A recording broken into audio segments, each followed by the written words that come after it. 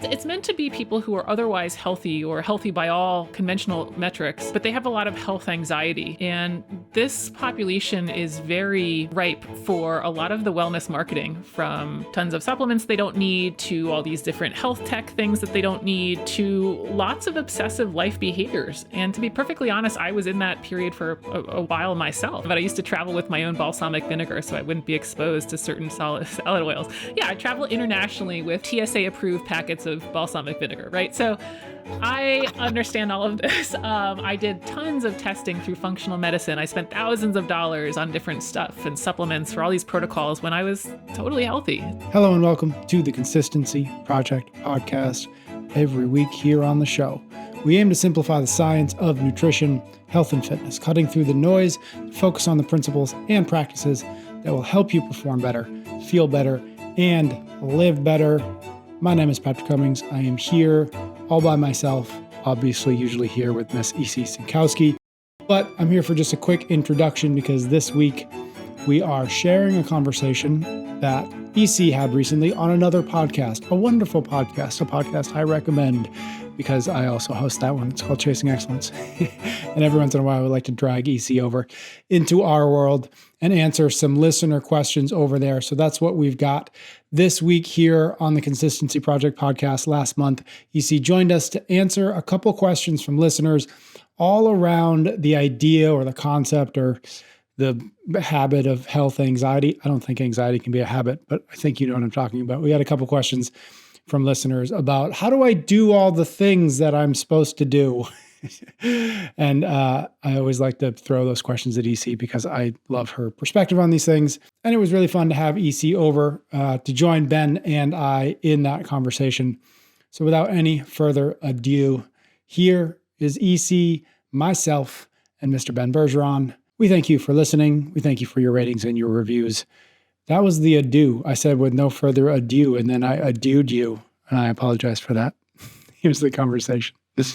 Okay, my friends, we've got two questions, which we don't usually do, but these two questions came in literally within an hour from each other. One is from Jeremiah. The other is from Jeremy. What? And I'm not kidding. They literally came in within an hour of each other. That's one person. I know, they're trolling you. Yeah. But that's not possible because they asked basically the same question twice. Why would they do that? So that you would get on the podcast. That's exactly why they did it. All right. Well, successfully, Jeremy. Here's from Jeremiah. With the popularity of continuous glucose monitors and all the rhetoric around sitting is the new smoking and taking walks after meals, how do you avoid becoming obsessed with avoidance of sitting and moving after meals? That's question one.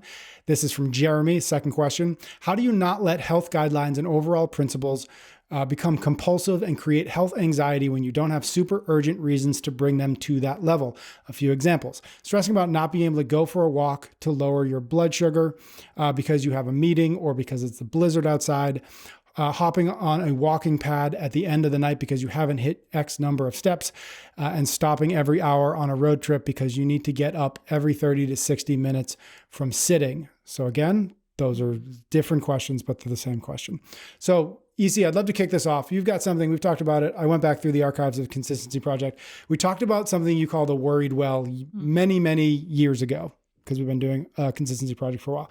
Can you introduce, in case we haven't talked about it here, can you introduce what the worried well is? And we can kind of weave our way into answering Jeremy and Jeremiah's questions as we do.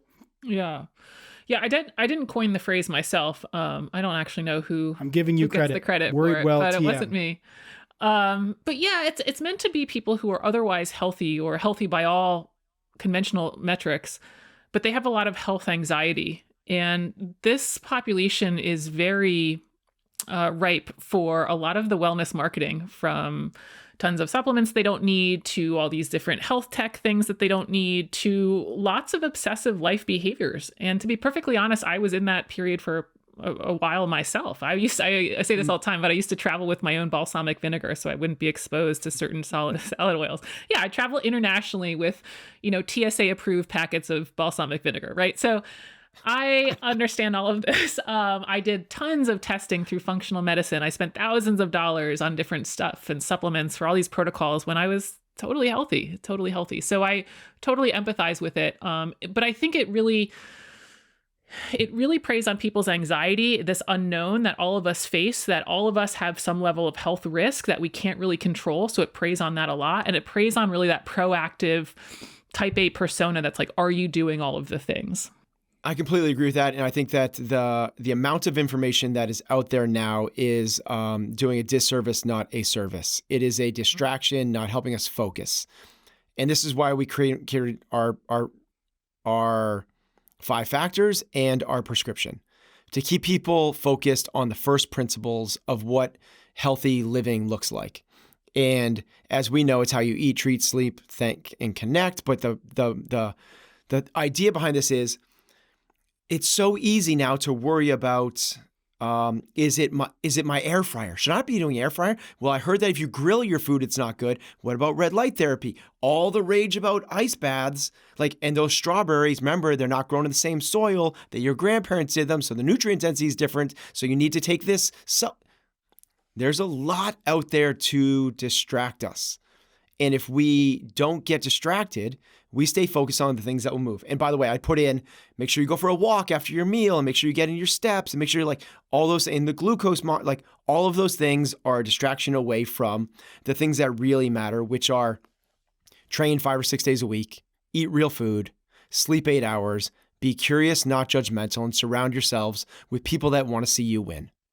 Challenge you, coach you, call you on your crap, no gossip, no drama, just good vibes and positivity. You do those things and get outside a little bit. That's the first principles. And the way that we think about this is all we need to do is get to 80% across those 5. Get to 80% across those 5 things. But what a lot of people will do is they'll lean in to try to get from the 80 to the 90. And if we're talking about, the driving across country and getting out of your car every 30 minutes, which this is so funny. You talk about, the worried well and how you used to be in that camp. Heather was driving back with our daughter Maya from a lacrosse game that she had. She played in college, and they went down to Virginia, and she was this. So every 30 minutes they went out to do a set of wall balls. Every 30 minutes, they brought 2 medicine balls with them, and every 30 minutes they jumped out to do a set of wall balls. So okay, that's going to add a little bit of time. A set of wall balls takes 30 seconds. What they didn't account for was you have to pull off the exit and find an appropriate place to do these wall balls. So that 30-second turned into sometimes 10, 15, 20 minutes. This was it's supposed to be about an 8-hour drive that took them 20 hours. They almost didn't make it. It was insane. So it's not, yes, I get it. There are all these different protocols and there's all these things to focus on. But it's the same thing with anything is, the conversation then becomes, it's first principles. So if you want to become financially free, if you want financial sound practices, it comes down to just 4 or 5 things. Invest something more, pay yourself first. Don't spend everything. Make sure you're minimizing fees, optimize taxes, diversification, and don't be emotional. Just let it go in there and sit and do its thing. And people are like, yeah, I know, but what about crypto?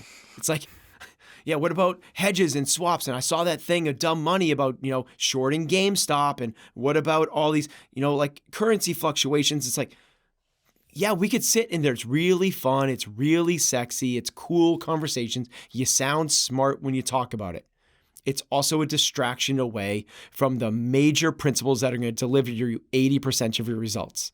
And people aren't optimizing those. So this is where I always go back to all of these things is you're being distracted away from because, okay, you're getting out of the car every 30 minutes to do a set of wall balls, but, are we, how are we doing in terms of the non-judgment thing, which is what all of us could work more on. Mm-hmm. I do love your 5 factors and with the connect aspect. And I thought you would enjoy this. So there's this article I came across that they was looking at the research for healthy aging, and they came up with their list of 10 determinants of healthy aging. Mm. And Did you say if you don't aging mind, or eating? Which one? aging, healthy Aging. Cool. aging. Yes, let's do And it. so I hope you don't mind listening to these 10. Here we go. Physical activity, diet, self-awareness, outlook and attitude, lifelong learning, faith, social support, financial security, community engagement, and independence. Those are the 10. My whole profession is one of those. You could argue that diet is a minority of those. And so this is where when people are focusing on, and I can go into the science that we don't have evidence that glucose spiking post-meal actually leads to any clinical relevance in your long-term health. Like I can talk to you about all of that science, but I love something like this because it just puts it in such perspective. It's like, okay, great. Let's eat our whole foods. Now let's talk about our social support. Let's talk about our exercise. Let's talk about our lifelong learning. Let's talk about our purpose. And to me, it just like really reality checks all of these simple or these really detailed nutrition questions. And what I was going to say and add on to you, I don't think it just gets us to 80%.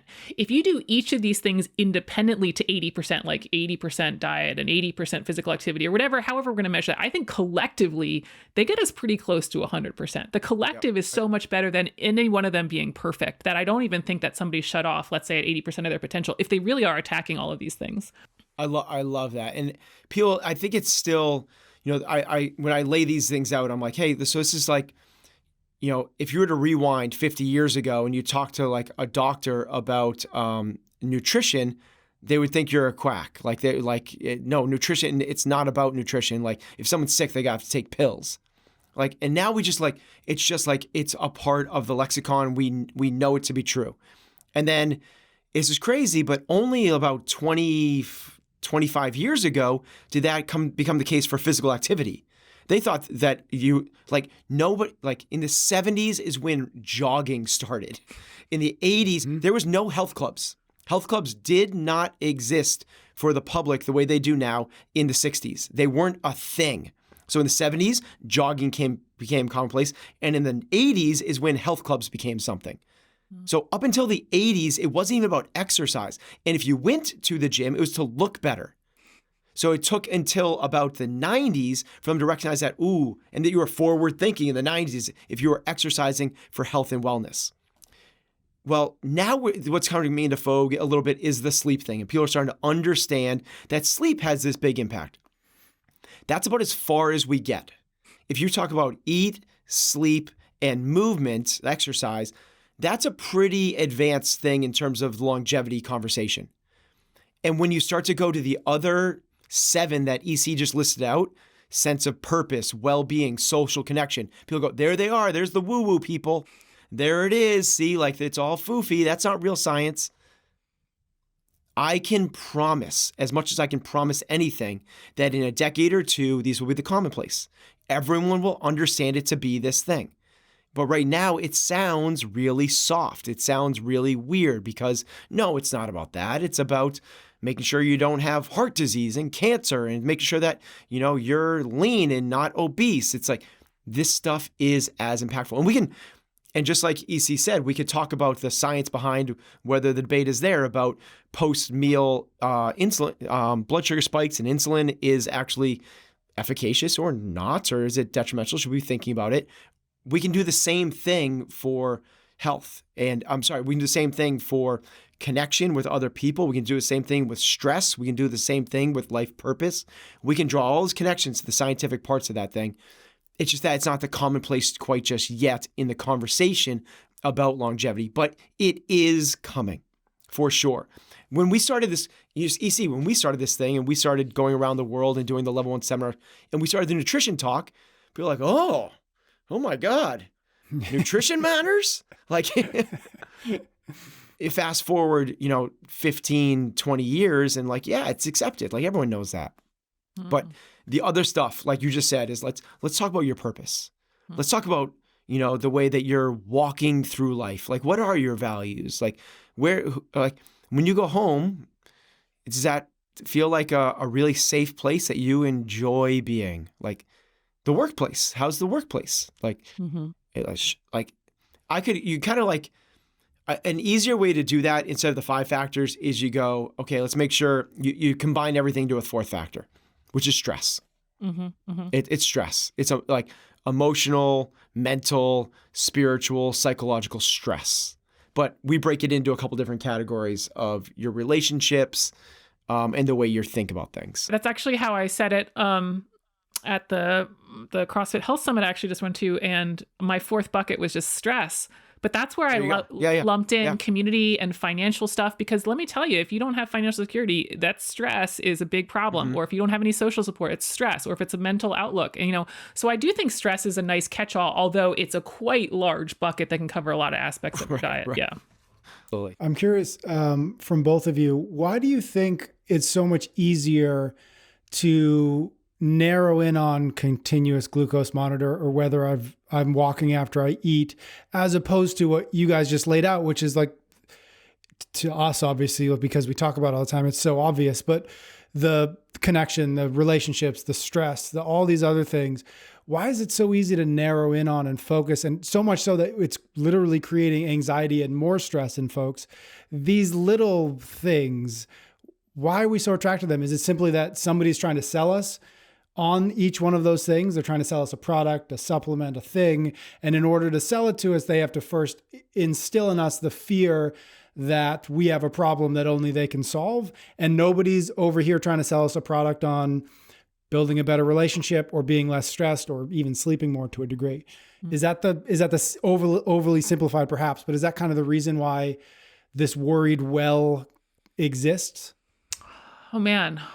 Well, on one hand, diet isn't going very well for a large percentage of the population. Yep. So you could argue that we still have a lot to solve on the diet front, even though I think we don't need a ton of this health tech to do it. That just as a population average, we have plenty of work to do there. But for people that tend to latch onto this stuff, it's a little bit of like I said, the fear of the unknown. We like to have as much control as possible. It's really unnerving to think that you don't have as much control as you think. But I also think there's this mentality again, and that's why I think it kind of resides a little bit with that type A persona. And we've talked about this a little bit, is that, 1% better every day. And I totally understand the general sentiment of not just resting on your laurels and improving and growing as a person. So I don't want to be like this, dud who's like, oh, I'm great. Like everything's fine. No need to change. But I do think there's also this underlying stuff within the nutrition realm that every time I do any action, it's leading to more of a better outcome. And there is, in fact, the time when you are done from a clinical relevance point of view, that, again, once you have like normal fasting glucose, there is no better to be had. There is no more better to get you in terms of your metabolic health. I mean, of course, we can look at other markers, but you know what I mean? Like, I think there's this idea that, okay, now if I do all of these other things, I will continue to get more benefit, when that is not there. And instead, it's becoming a distraction to then go look at these other areas of your life. I think it's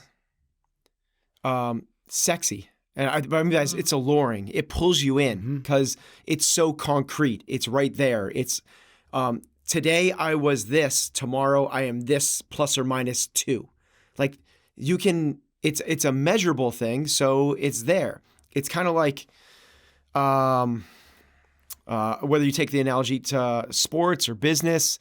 So you have a business scorecard and like what's our customer acquisition cost? What's our payback period? What's our average client lifetime value? What's our retention rate? And those things are there. And yeah, like, okay, they're measurable, but like, what's the brand sentiment? A little bit harder to measure. Yeah, we could do an NPS score, maybe something like that. But what's the culture of your organization? Like that's that health aspect. What's the health of your team? What's the health of your organization?